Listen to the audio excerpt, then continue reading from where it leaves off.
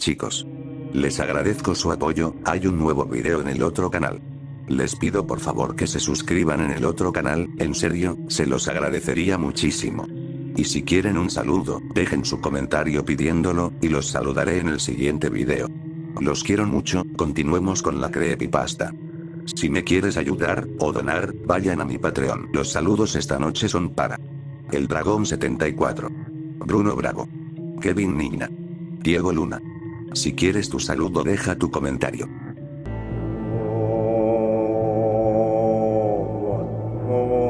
Nunca olvidaré el día que conocí a Alex. No todos los días conoces a alguien que te cambiará la vida por completo, incluso a nivel celular, pero me estoy adelantando. No necesito apresurar la historia. Hoy en día, literalmente tengo todo el tiempo del mundo. Cuando Alex y yo nos conocimos, era mi primer día en una nueva escuela en un nuevo barrio. Mi familia se había mudado justo antes de que empezara el semestre, y yo, un estudiante flacucho de primer grado sin confianza en mí mismo, estaba completamente perdido en un lugar extraño donde todos en mi clase parecían más grandes que yo. Ningún acosador me había atacado todavía, pero eso era solo porque estaba tan abajo en la jerarquía que ni siquiera me habían notado, y lo mismo les pasaba a todos los demás en clase. Estaban demasiado ocupados charlando sobre el gran accidente de camión que había ocurrido justo afuera de la escuela esa mañana. Debí parecer que estaba a punto de empezar a llorar, porque la maestra, la señora Fuller, vino a mi rescate. Alex Smith, ¿podrías ser tan amable y cuidar de Daniel?, preguntó distraídamente. Tengo las manos ocupadas ahora mismo y necesito a alguien que pueda ser amigo de nuestro nuevo estudiante. Cuídalo bien, ¿quieres? Alex le sacaba una cabeza a todos en la clase, con ojos tan oscuros que parecían casi negros, una sonrisa inquietantemente permanente y un aspecto general que solo puedo describir como andrógino. Algunos de los chicos más presumidos de la clase se habían metido con él por eso, incluso preguntándole con picardía sobre sus pronombres, pero Alex se limitó a sonreír, escuchando cortésmente mientras los comentarios insolentes pasaban desapercibidos. Pero entonces escuchó las órdenes de la señora Fuller, y de repente Alex pareció cobrar vida por primera vez en todo el día. Alex se puso firme, me pasó el brazo por encima del hombro y dijo: encantada de conocerte, Daniel. Soy Alex. Desde entonces, Alex siempre estuvo ahí para ayudarme. Si necesitaba ayuda con mi mochila y libros de texto entre clases, Alex me los llevaba. Si me perdía algo en una clase, Alex lo anotaba todo. Si me aburría entre clases, Alex se hacía el payaso, provocando risas con sus imitaciones de profesores y alumnos. Si alguna vez tenía miedo de enfrentarme a la cafetería abarrotada, Alex me abría el paso, separando de alguna manera a la multitud como Moisés. Si los miedos del primer día me superaban, Alex me ofrecía su hombro para llorar y siempre me daba los mejores abrazos. Y cuando los abusadores finalmente se daban cuenta, Alex estaba ahí para protegerme. Pero al final de mi primer día, cuando Alex y yo salimos corriendo por las puertas de la escuela, vi que junto al ejército habitual de padres que iban a recoger a sus hijos, había 3 hombres con trajes grises anodinos y corbatas verdes parados en el borde del estacionamiento. Los 3 se destacaron como pulgares doloridos, pero no se quedaron para responder preguntas. Tan pronto como vieron a Alex, uno de los hombres se acercó, lo agarró por el hombro, le susurró algunas palabras al oído y lo escoltó antes de que cualquiera de los otros padres pudiera reaccionar. Cuando pasó el shock, los otros niños ya susurraban que nunca volveríamos a ver a Alex. Y, sin embargo, cuando me fui a la cama esa noche, Alex me estaba esperando en mi dormitorio, apoyada casualmente contra la pared, sin ningún daño por el uso y todavía sonriendo, con sus ojos negros brillando como el ónix. ¿Cómo llegaste aquí?, pregunté. ¿Quiénes eran esos hombres que te agarraron? ¿Cómo te escapaste de ellos? Pero Alex se encogió de hombros. Me dijeron que te cuidara, y aquí estoy, dijo, como si fuera lo más obvio del mundo. ¿Pero no tienes un hogar a donde ir? ¿No tienes una mamá y un papá que te extrañarán? Alex negó con la cabeza. Están todos enterrados, dijo. Además, me dijeron que te cuidara. Pertenezco a ti. Si hubiera sido un poco mayor, probablemente habría sido una señal de alerta, pero en ese momento no me di cuenta de que había algo raro en lo que Alex había dicho. En cambio, solté. Pero no puedo retenerte aquí. ¿Y si mamá hace preguntas? No sabrá que estoy aquí. Me esconderé aquí contigo hasta que llegue la hora de ir a la escuela. Bueno, ¿qué pasa si esos tipos de traje vienen a por ti otra vez? Alix simplemente sonrió. No me encontrarán. Y entonces, sin previo aviso, cambió. Todo su cuerpo se movió y se aplastó contra la pared que tenía detrás, su piel palideció y le brotaron enormes fisuras que se mimetizaban con el yeso agrietado, hasta que su rostro simplemente desapareció entre los ladrillos baratos. En cuestión de segundos, quedó perfectamente camuflado como una sección más de la pared. Luego, con otro instante, se convirtió en una silla apoyada contra la pared. Y, durante los siguientes segundos de transformación, se convirtió en cada estudiante y profesor que había conocido ese día. Entonces ellos eran yo. Puedo estar ahí para ti sin que nadie lo sepa, dijo Alix, mientras volvía lentamente a la normalidad. Puedo ser lo que necesites. Sonrieron de nuevo, más ampliamente que nunca, hasta que la sonrisa pareció extenderse por cada centímetro de su rostro. Ojalá me hubiera dado cuenta de que la sonrisa no llegó a sus ojos. Ojalá me hubiera dado cuenta de lo dolorida que parecía esa sonrisa. Por supuesto, hice preguntas sobre mi nuevo amigo, pero Alix rara vez tenía las respuestas. Cuando le pregunté qué edad tenía, simplemente dijo viejo. Cuando le pregunté dónde estaban sus padres, lo único que dijo fue en la tierra. Cuando le pregunté de dónde era, solo dijo, número 13. No pudo decirme nada sobre quién era realmente, cómo podía cambiar de forma, quiénes eran los hombres de traje y por qué era tan importante cuidarme. Por lo que pude ver, no lo sabía ni le importaba. Y al final, yo tampoco. Y cuando me di cuenta de lo bien que podría estar mi vida con un mejor amigo que cambia de forma, simplemente lo acepté. En otras palabras, aprendí a ignorar las señales de alerta. Entonces, Alix me siguió a la escuela al día siguiente, disfrazado de mi mochila, y durante todo el día, me mantuvo a salvo y contento con un disfraz u otro. Mientras tanto, los agresores pasaron el día tropezando con cosas, resbalándose en charcos, pinchándose accidentalmente con lápices y, a veces, incluso encontrando gusanos en sus sándwiches. Y cuando volvía a casa, a una casa que siempre hacía frío, mis padres siempre salían tarde y la nevera siempre estaba vacía, Alix estaba ahí para mejorar las cosas. Me robaba comida, se convertía en una manta para abrigarme, y si me sentía realmente mal, podía transformarse en mi madre y actuar como si de verdad le importara. Mientras dormía, él estaba sentado en la oscuridad al otro lado de la habitación, observando. Si mamá o papá estaban cerca, Alix adoptaba la forma de cualquiera de mis juguetes, perfectamente camuflada por si acaso decidían hacer una visita inesperada. En cualquier otro momento, Alix era Alix, sentada en una silla frente a mi cama, con sus ojos negros fijos en mí, su boca congelada en una sonrisa, sus dientes brillando a la luz de la luna. Nunca dormía. Solo observaba, esperando satisfacer otra necesidad. Y así continuó mi vida con Alix.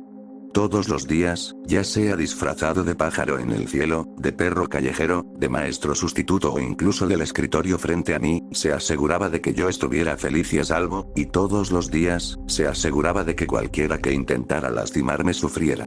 Lo triste fue que no me di cuenta de lo extremas que podían llegar a ser las cosas hasta que Richie Payne me robó el dinero del almuerzo y apareció en silla de ruedas al día siguiente, demasiado asustado incluso para mirarme a los ojos.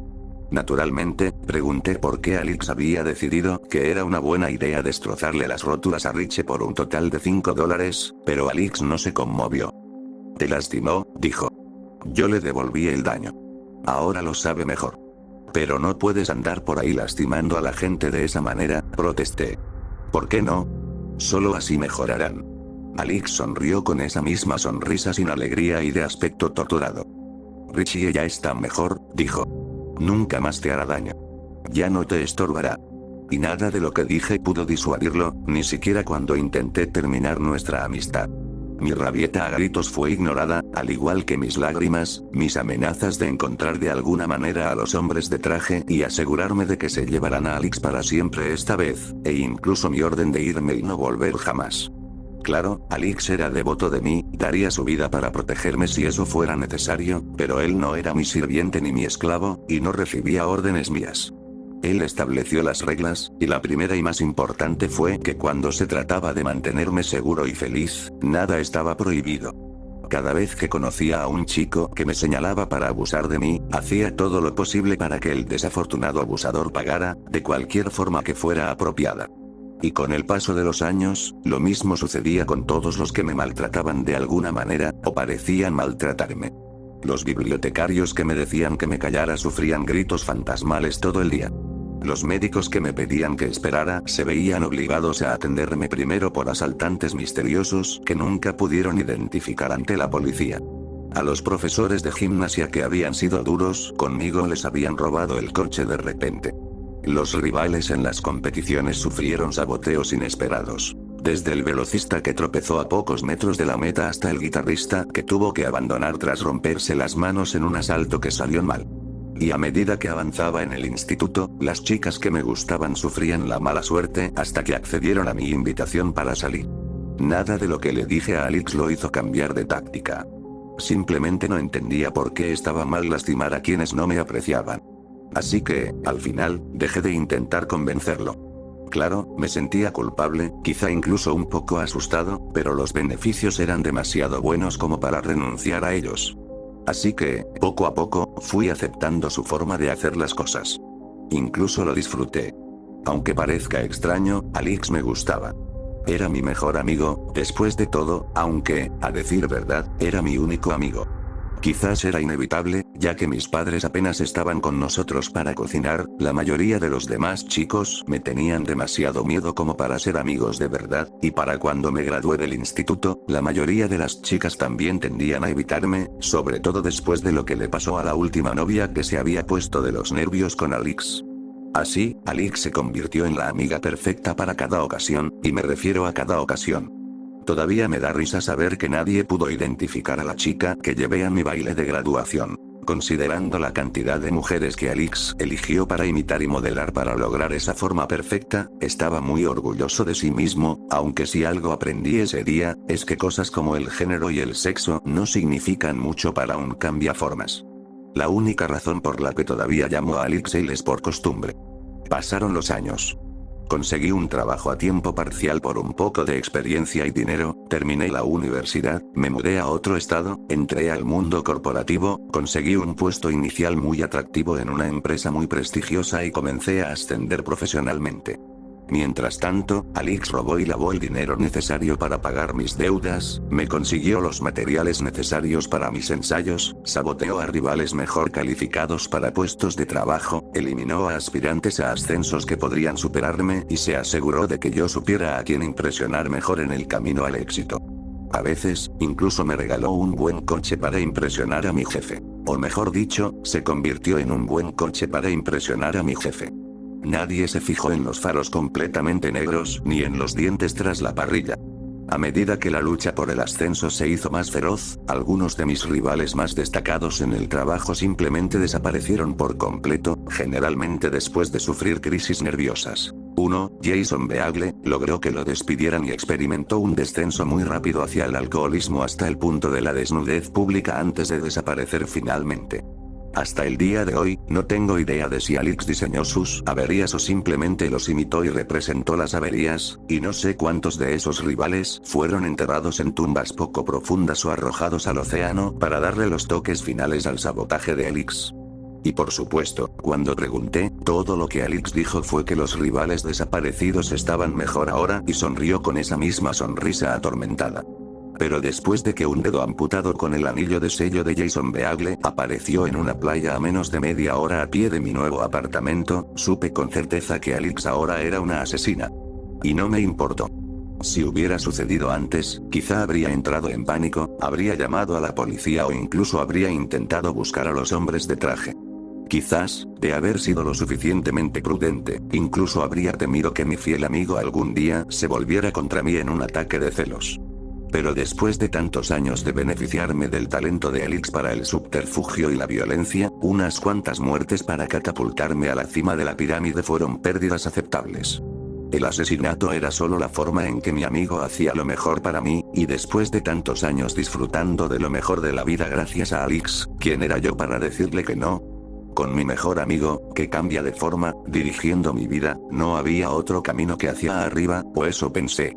En retrospectiva, siempre me preocupó en secreto que algo pudiera suceder fuera del control de Alix, que un día mi racha de suerte de décadas finalmente se acabaría y, efectivamente, sucedió a la tierna edad de 35 años. Empezó con una tos persistente que no paraba, un espasmo violento y opresivo en el pecho que me dejaba doblado por la mitad durante minutos, jadeando.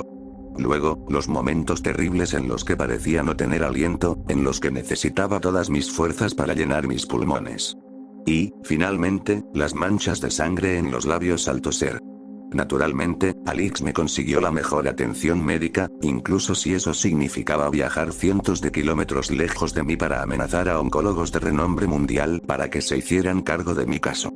Pero al final, no importó cuánto dinero robó para los tratamientos, ni a quién sobornó e intimidó a Alix para que revisara mi estado. El diagnóstico seguía siendo el mismo. Cáncer de pulmón, estadio 4. Me dieron una esperanza de vida de menos de un año, quizá un poco más con la quimioterapia. Los médicos, que tuvieron la mala suerte de conocerlo, le pidieron a Alix que me ayudara a poner mis asuntos en orden, quizá creyendo que era mi esposo o amante. Bueno, Alix me amaba, eso era cierto. Me amaba con una intensidad y una devoción que aterrorizarían a cualquier mente racional con la mala suerte de observar sus excesos. Y como aprendería en los días siguientes, esa era su intención desde el principio. Y por eso, cuando los médicos recomendaron enviarme a una clínica privada muy exclusiva, Alix reaccionó muy mal.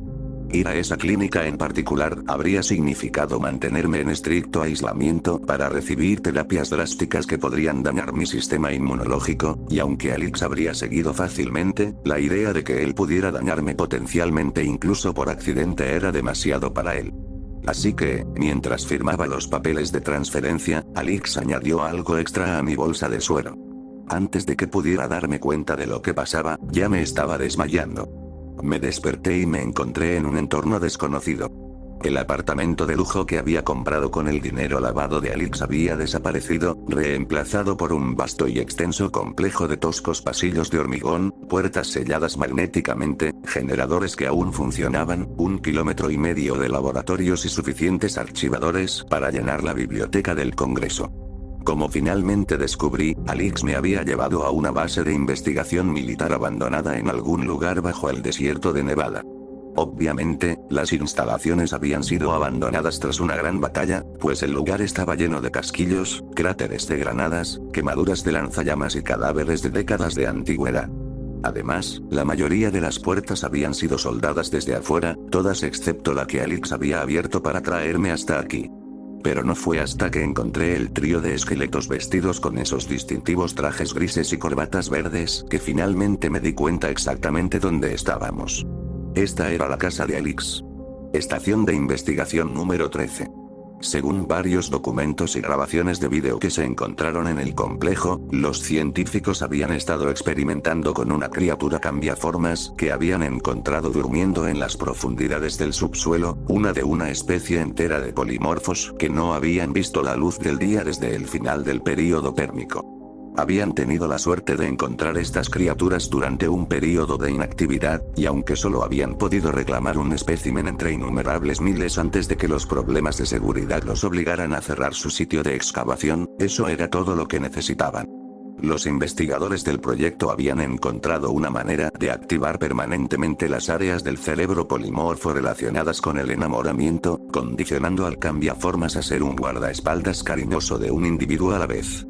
Por naturaleza, sería capaz de mimetizarse en cualquier lugar, servir de doble de cuerpo a cualquiera, matar a cualquiera que amenazara a su amo, y gracias al condicionamiento, su lealtad absoluta estaría garantizada a quien se le hubiera ordenado proteger, excepto en aquellos momentos en que el condicionamiento fallaba lo suficiente como para que el horror se reflejara en la sonrisa del guardaespaldas.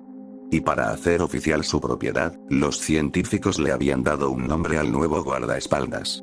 Los jefes tenían grandes planes para hacerle un regalo a Alix para el presidente, pero, por desgracia, el camión que lo transportaba se estrelló antes de poder ser entregado a Washington y programado. Con sus controladores muertos en el accidente y sin saber qué más hacer, Alix se integró. Se dirigió a la escuela al otro lado de la calle, falsificó algunos registros, ajustó su formulario predeterminado para que coincidiera con la demografía local y se matriculó en una clase mientras esperaba a que lo recogieran. Y luego la señora Fuller le ordenó a Alix que me cuidara, programándolo sin saberlo para que sirviera como mi guardaespaldas a partir de ese momento. Cuando los controladores de trajes grises llegaron para devolver a Alyx a la base para reprogramarla, mi nuevo guardaespaldas cumplió, hasta que sus guardianes dejaron escapar que a Alyx no se le permitiría volver a verme. Fue entonces cuando Alyx empezó a matar. Mató a los 3 controladores, a los guardias de seguridad que los asistían, a los marines enviados como refuerzos, a los científicos que podían reprogramarlo y, finalmente, al comandante de la base, junto con cualquiera que intentara activar la secuencia de autodestrucción. Incluso desmanteló la bomba detrás de la autodestrucción. No dejó de matar hasta que todos los demás evacuaron y Alyx tuvo toda la base para él solo. Y luego regresó a mi lado. Durante casi 3 décadas, Alyx había sido mi amigo. Me había protegido, alimentado, entretenido, consolado, servido a mis ambiciones, y ahora, con la amenaza de perderme para siempre en el horizonte, me había traído a su casa para garantizar mi supervivencia de forma permanente. En cuanto lo comprendí, intenté huir hacia la salida que Alyx había abierto, pero me atrapó a mitad de camino. Antes de que pudiera detenerlo, extendió un tentáculo y se clavó en mi columna vertebral, vertiendo un trozo líquido de sí mismo en mi carne, transfundiéndome sus células y alterándome por completo. El dolor era increíble, como ahogarse en plomo fundido, todo mi cuerpo se contorsionaba de dolor mientras mi piel burbujeaba y silbaba, mis huesos se ablandaban y deformaban bajo mi carne licuada, hasta que incluso mi cráneo pareció implosionar, antes de que finalmente perdiera el conocimiento. Cuando desperté, estaba acostado en una cama en el laboratorio desierto. Alyx me sonreía. ¿Estás mejor ahora?, ronroneó.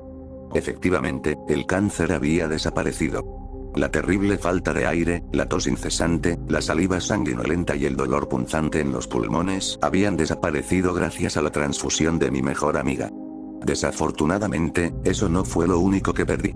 Yo no era un verdadero cambiaformas, y probablemente no lo seré durante décadas, pero me di cuenta de inmediato de que ya no era humano, y cualquiera que se molestara en mirar, lo vería en mis ojos negros sin luz, mi piel teñida de gris y mis dedos largos y giratorios como zarcillos. Alyx había curado mi cáncer, pero también se había asegurado de que no tuviera más opción que quedarme con él para siempre, y dado que él y el resto de su familia han estado vivos durante más de 250 millones de años, ese muy bien podría ser el caso. Han pasado más de 20 años desde aquel día y no he envejecido por ello. Alyx se escapa periódicamente a la superficie para robar comida y lujos para hacer mi estadía aquí más llevadera, incluida la computadora en la que estoy escribiendo esta confesión y la conexión Wi-Fi que estoy usando para enviarla al mundo. No soy un prisionero. Nada me impide irme, salvo que agentes del gobierno me perseguirían y me diseccionarían en otro laboratorio. Quizás algún día haya cambiado lo suficiente como para cambiar de forma y volver a ser humano, pero dudo que alguna vez esté dispuesto a irme. En verdad me quedo porque sé que es lo que merezco. De todos los años que Alyx me había servido, quizás protesté por sus atrocidades durante uno. Dejé un reguero de cadáveres y gente destrozada en mi camino al éxito. Renunciaba al amor, aceptando citas con víctimas de coerción y un esclavo con el cerebro lavado. Dejé que Alyx me ayudara a hacer trampa en la escuela, la universidad y ascender en mi carrera profesional. Y lo amé por eso. Había sido un monstruo todo este tiempo.